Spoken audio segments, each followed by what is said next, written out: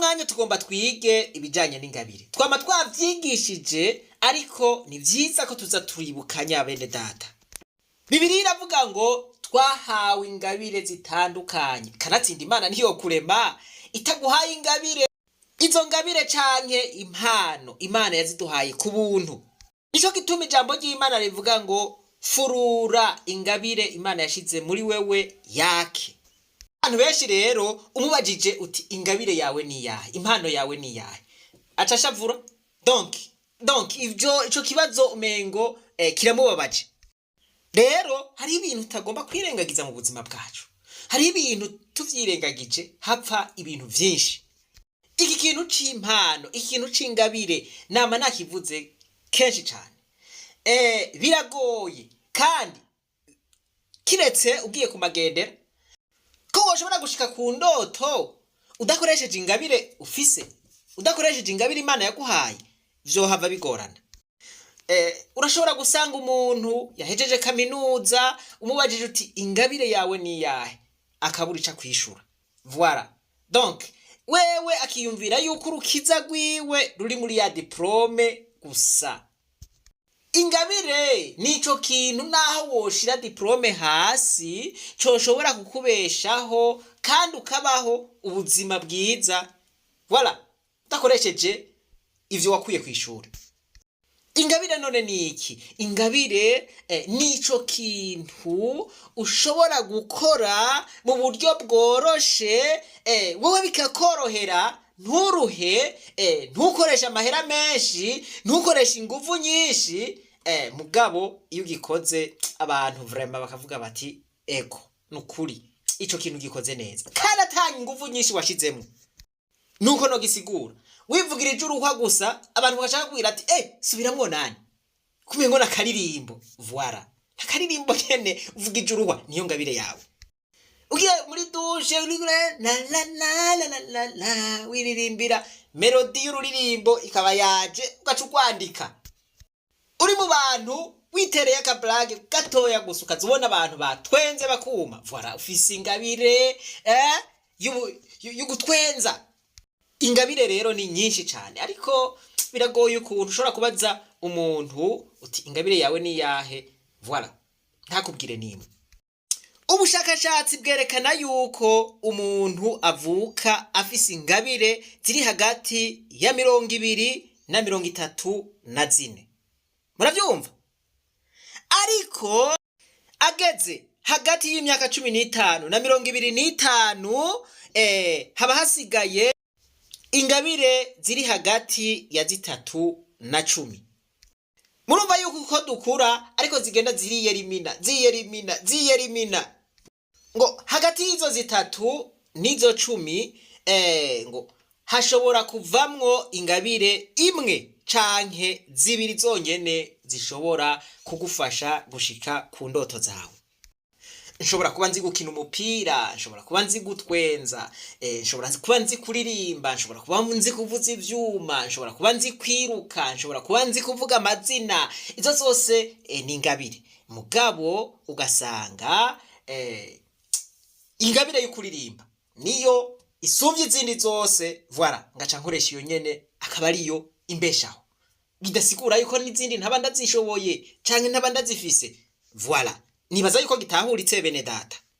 Rero murumva yuko bakubajije bati ingabire yawe ni yahe, ntuvuge ngo ntayo mfise. Ahavuze ngo ntayo mfise ukoza amakosa akomeye cyane. Uvuge basi uti jewe nukuri sindayimenya neza.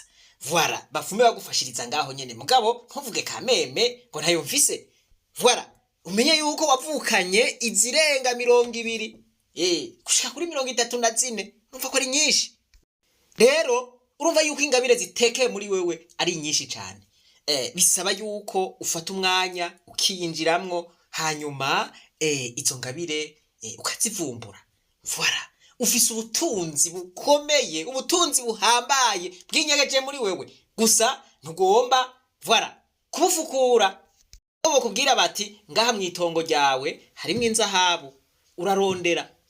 Voilà, ugaca wiyicarira ngaho. Zanzahabu zikazobiyo zikabura uze exploiter.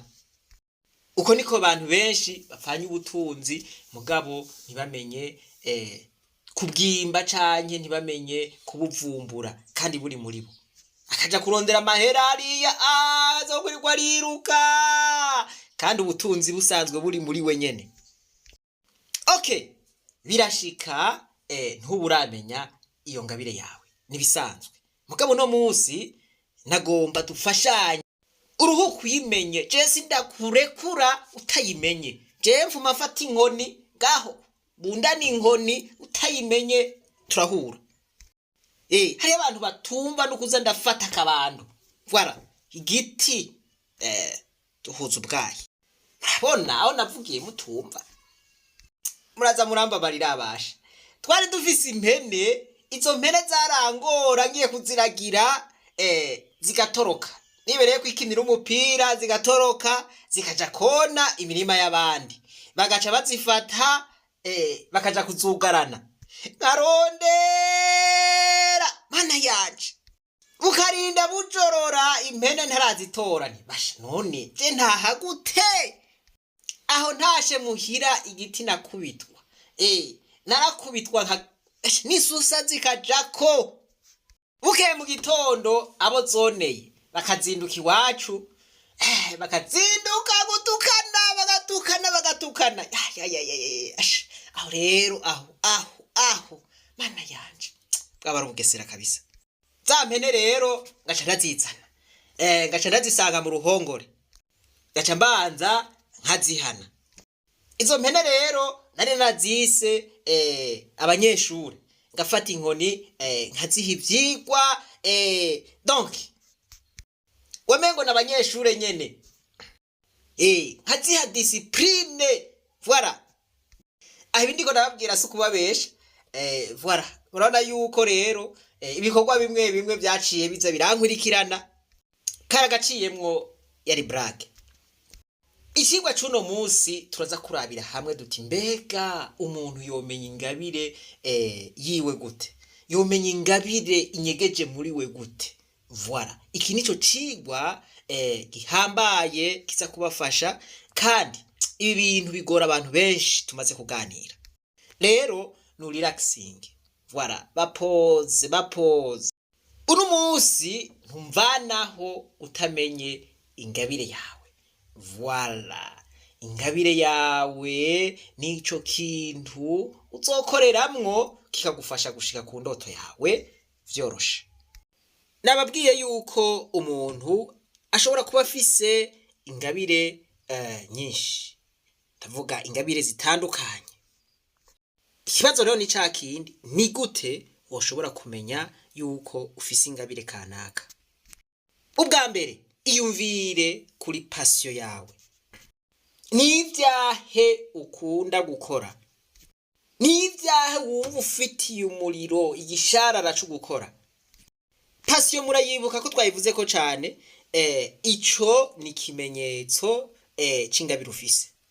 Raba rero mu bikorwa ukunda gukora. Ni giki ukunda gukora buri munsi? Ukunda kugira imyimenyerezo, ukunda kurima, ukunda kugirane, ukunda guteka, ukunda kugira sport, ukunda kuganiriza abantu. Ivyo bintu ukunda gukora urabe neza vyerekana ingabire yawe. Ubwa kabiri umenya ingabire yawe mu bintu bagushimirako. Nibihe bintu umaze gukora bakagushimira. Voilà ivyo bintu ukora buri munsi bagushimira bati wabikoze neza cyane, ibi bintu bikora neza cyane. Voilà ingabire yawe uraraba neza iri ngaho nyene. Ubwa gatatu ushobora kumenya ingabire yawe ubajije abo mu muryango, abagenzi canke abo mukorana. Babaze uti mumaze kubona nkunda gukora iki? Mumaze kubona nzi gukora iki? Nicahe maze kubakorera neza mukaryoherwa. Babaze bakubwire ingene bamaze kubibona kandi ntibazoguhenda. Ivyo rero bazoba bakubwiye uraheza ubikorereko mu gukuza ingabire yawe. Uzoheza uvyiboneko.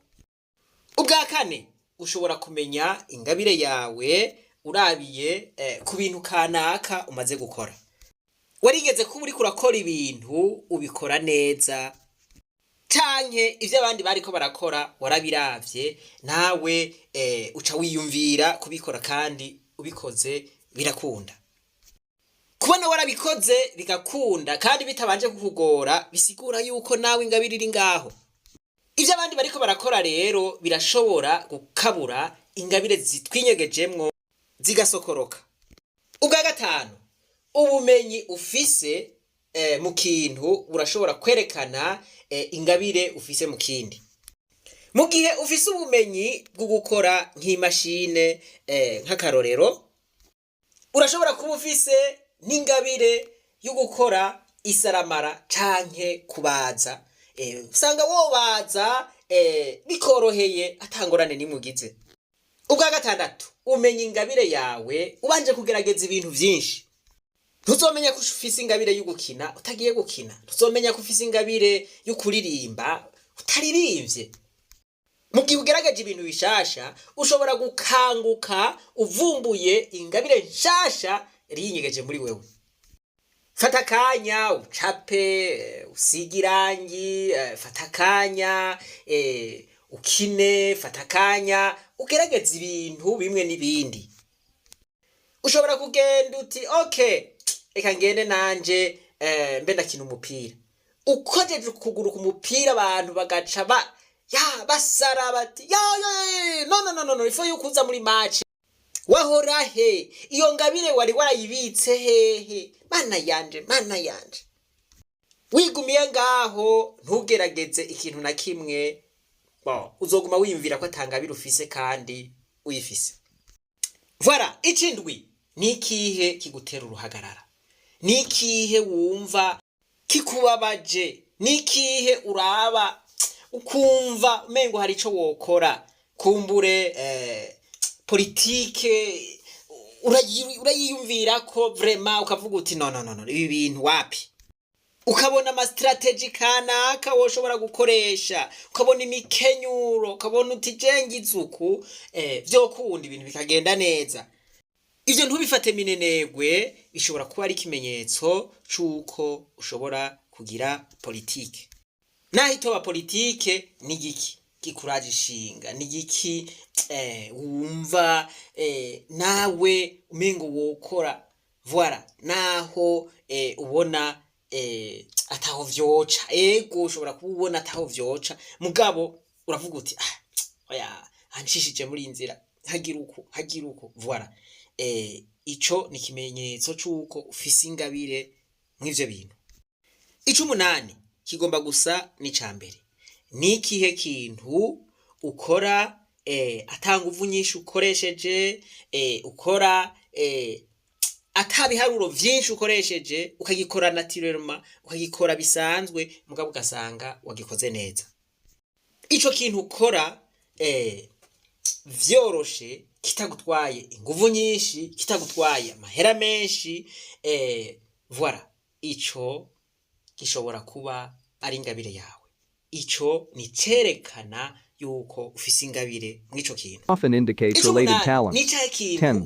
Volunteer or take an internship. Trying a new role, even unpaid, can illuminate innate talents in a practical setting. Volunteer positions allow you to experiment with different kinds of work and skill applications. An internship in a field you're interested in can provide valuable insights into whether you possess the required skills and temperament.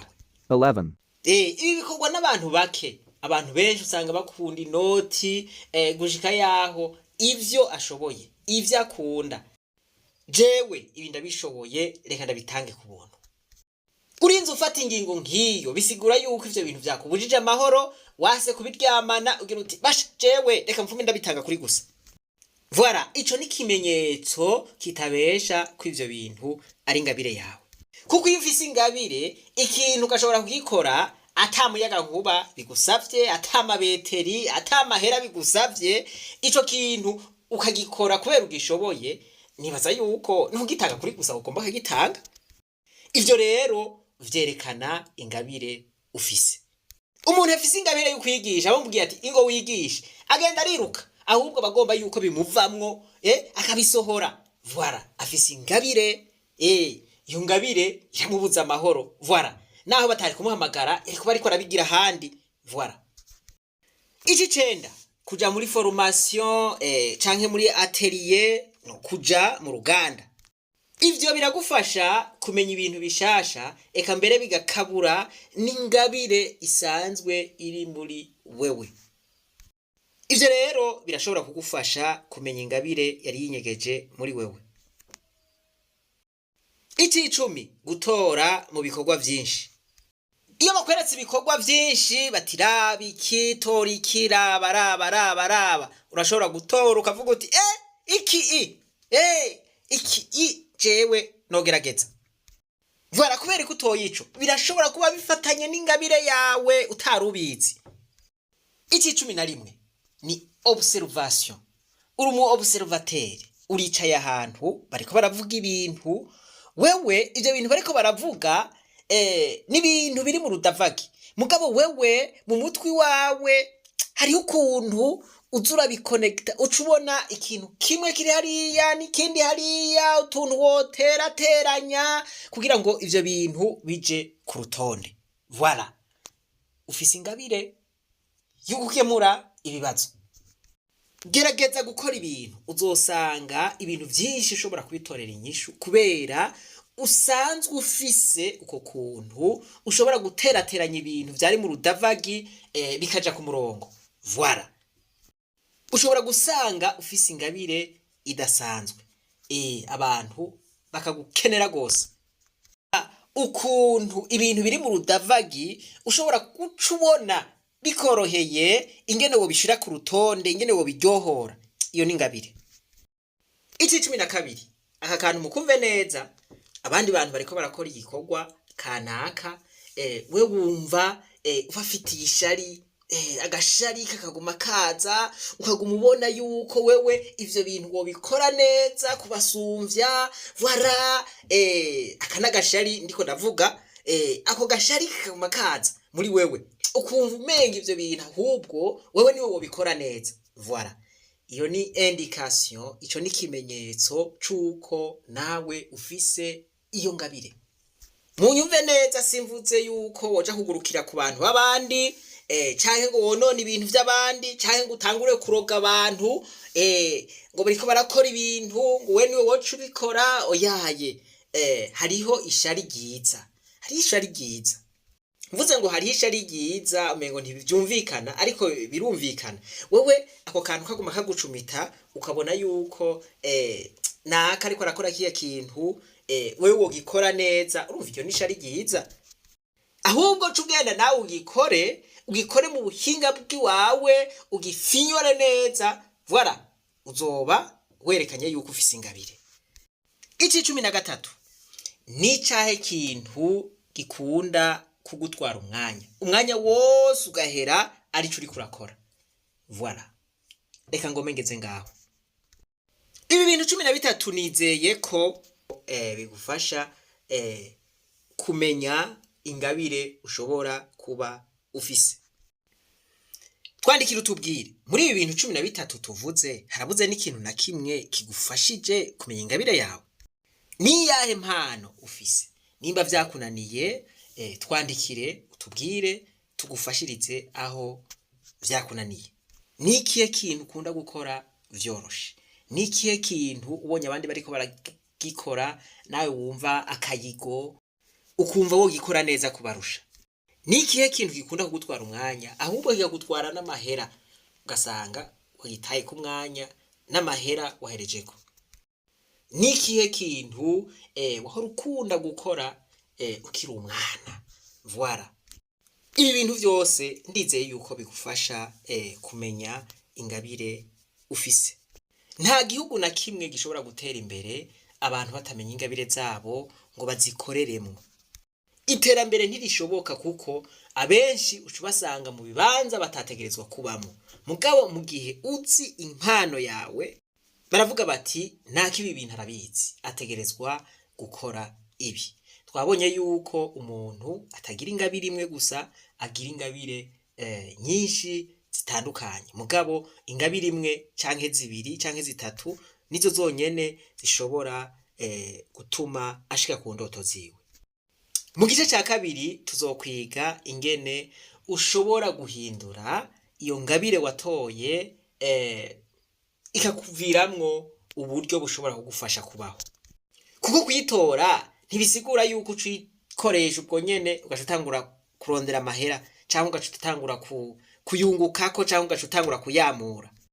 Hari ico bigusaba. Ivyo nivyo tuzovuga rero ukuntu ushobora kuyivyaza umusaruro. Mbere vyoba navyiza yuko dufata abantu bamaze kumenya ingabire zabo tukabashira mu mugwi umwe komsa tukaza turaba ingene woshobora kubeshwaho n'izo ngabire zabo. Voilà. Kuko Imana yaguhaye iyo ngabire ngo aba ariyo izokubeshaho. Nico gituma iyo vyanse gukoresha diplome ingabire birashoboka yuko ushobora kuyikoresha kandi ukabaha atangorane. Imana nibahezagire, reka twibananize gwa rugendo rwacu maze tugaruze umunezero Satani yatunyaze. Umuntu atarashika mu ishuri ry'abarundi bose turamuhaye kaze.